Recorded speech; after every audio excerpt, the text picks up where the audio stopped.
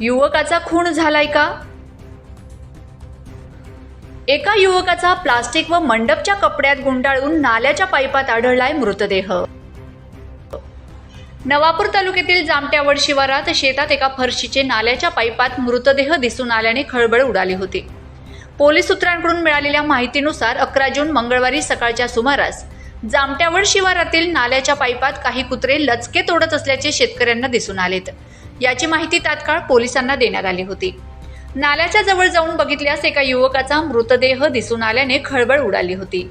ही माहिती मिळताच पोलीस उपअधीक्षक निलेश तांबे, उपविभागीय पोलीस अधिकारी संजय महाजन, विसरवाडी पोलीस ठाण्याचे अधिकारी प्रकाश झोडगे घटनास्थळी कर्मचारीसह दाखल झाले होते। घटनास्थळी श्वान पथक, फॉरेन्सिक पथक देखील दाखल झाले होते।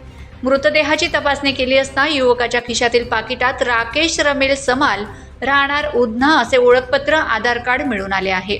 पुढील तपास पोलीस करीत आहेत।